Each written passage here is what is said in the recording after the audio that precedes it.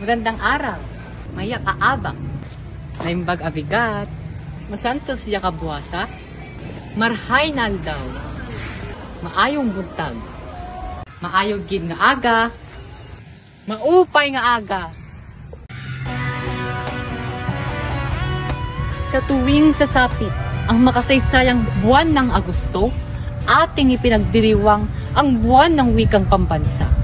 At sa katunayan, ika-27 taon na ang nakakaraan magmula noong nilagdaan ng dating Pangulong Fidel V. Ramos ang proklamasyon bilang 1,041 sa panunuran ng taong 1977.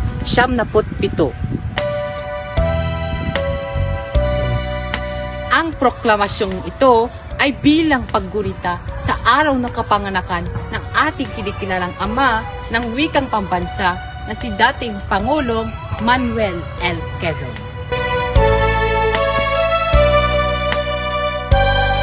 Ngunit, lingid sa kanaman ng nakakarami, hindi lang ang wikang Filipino ang nararapat nating bigyan ng pansin sa pagdiriwang na ito. Naaalala niyo pa ba ang aking tinuran kanina? Naku, ang mga salitang iyon ay regional na wika o mas kilala sa tawag na katutubong wika.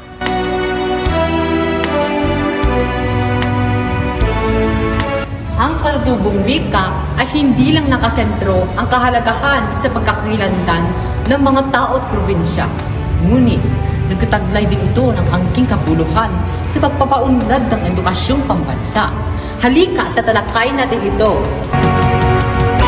Sa pamamagitan ng mga wikang katutubo, nagkakaroon ng pagkakaunawaan sa aspektong pagkomunikasyon ang mga mag-aaral, mga guro at kawani sa paaralan. At dahil dito, nabibigyan ang mga mag-aaral na pagkakataong ibahagi ang kanilang isipan at saloobin sa isang partikular na diskurso na siyang hahasa sa kanilang intelektual at kritikal na kamalayan.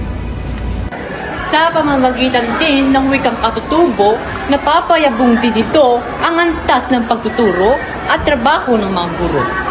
Sa kadahilan ginagamit din ang mga wikang katutubo bilang medium o pamamaraan na pagtuturo sa bawat partikular na paaralan sa bansa. At alinsunod dito, nagkakaroon ng mas magandang oportunidad ang mga guro na nakasentro ang kanilang pagtuturo at kasanayan sa asignaturang Filipino at Mother Tongue.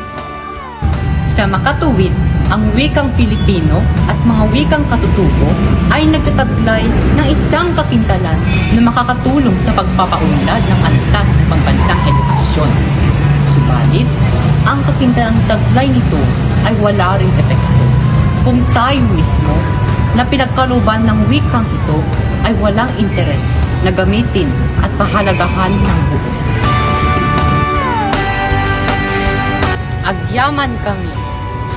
Maraming salamat. Diyos mabalos sa imo. Daghang salamat. Balbalegya salamat.